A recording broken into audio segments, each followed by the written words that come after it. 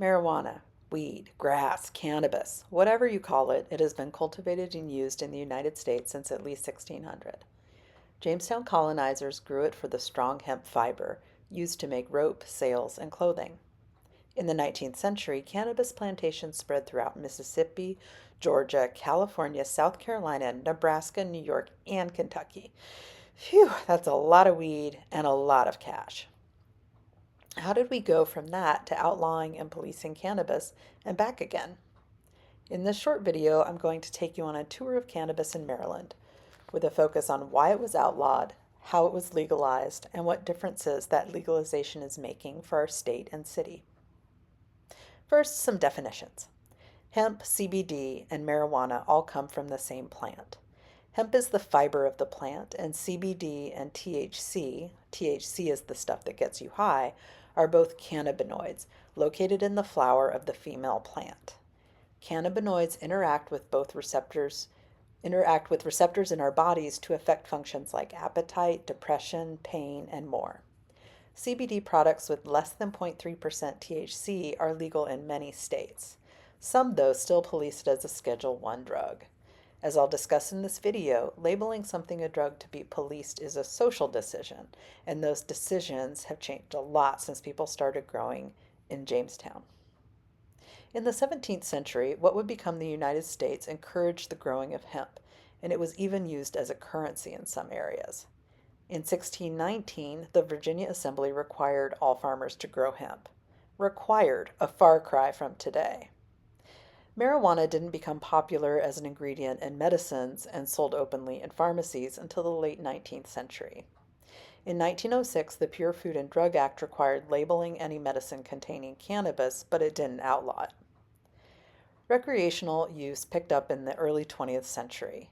The U.S. blamed Mexican immigrants, alleging that the problems with weed were caused after the Mexican Revolution of 1910, when immigrants brought it with them into the U.S. Anti-drug campaigners blamed Spanish-speaking newcomers and wrongly attributed crimes to the drug and the Mexican people who used it. Sounds familiar, doesn't it? During the Depression in the 1930s, unemployment and economic unrest heightened anti-immigrant sentiment, and, quote, research was used to show that communities deemed racially inferior or lower class were blamed for the widespread use of cannabis and increasingly policed. 29 states had outlawed it by 1931. Representations of the drug in films like Reefer Madness suggested that marijuana was responsible for a wide range of social and economic ills, ideologically supporting material efforts to ban and criminalize cannabis. But why? What was it about weed that made it the scapegoat for larger social, political, and economic issues? What problems would outlawing a substance or a practice, a behavior, an identity supposedly solve? That is always my critical question. Hemp dodged criminalization, for example, largely because of its importance as a fiber to the war industries of the 1940s. War, good; immigration, bad. It is more than this, but it is also this. In the 1950s, federal laws finally banned the drug and set mandatory minimum sentencing guidelines for it and other drugs as part of the Narcotics Control Act of 1956. A first offense meant 2 to 10 years in prison and a $20,000 fine. Counterculture movements in the 60s and 70s saw marijuana use become widespread as attitudes toward it loosened, and research showed that marijuana use was not correlated with increased violence, nor was it a gateway drug. This liberalization lasted until the drug wars of the 1980s. Those drug wars attacked not just substances, but the people imagined to be using them. Drug use is consistent across social groups, but enforcement sure isn't, and that is especially true in Maryland. By 2010, Maryland had the fifth highest arrest rate for marijuana possession in the nation.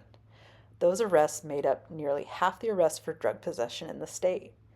Black people were 3 times more likely than white people to be arrested for marijuana possession. What problem was being solved with all these arrests? How does a plant go from being regularly used to enhance mood and sleep to being responsible for putting huge numbers of people in jail? Just as in the early days, the social decision to police the drug was about a whole lot more than the drug itself. Maryland's decriminalization and legalization movement started for recreational cannabis in 2014, when then Governor Martin O'Malley signed a law to decriminalize possession of 10 grams or less. In 2016, the General Assembly decriminalized possession of paraphernalia like rolling papers, bongs, and pipes, and decriminalized smoking marijuana in public.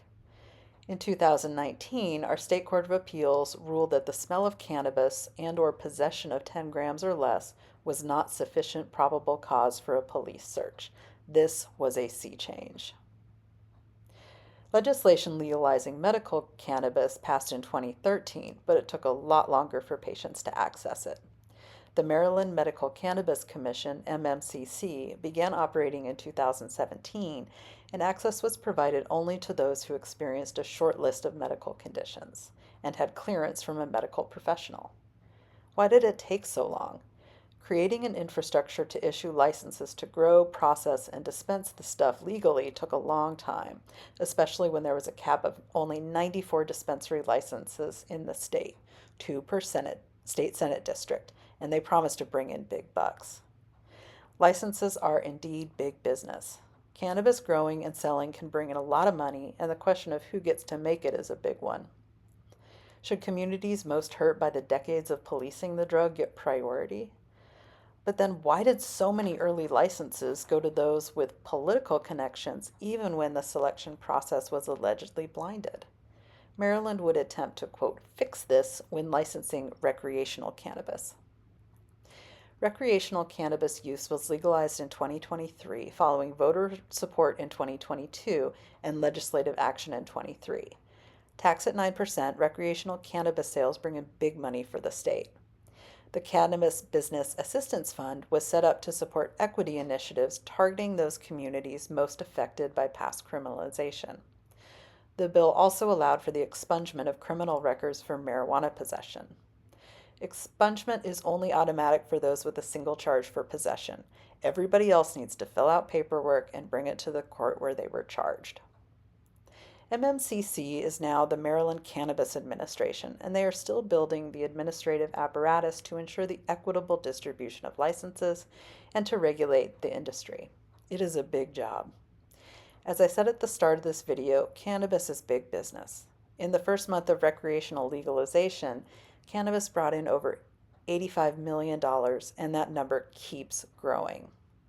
Criminalization costs so much, and efforts to make the new industry equitable face strong headwinds as multi-state big cannabis companies enter the market and squeeze out the little guys. I have barely scraped the iceberg that is the history and present of cannabis criminalization and legalization. I am reminded that our Constitution has only 27 amendments, and 2 of them are about the legality of alcohol. Arguments about substance use are always about more than their use, and I keep this in mind when I think about the legalization or not of cannabis and other drugs. How can we keep the same communities from continually cashing in while exploiting others? This story is far from over.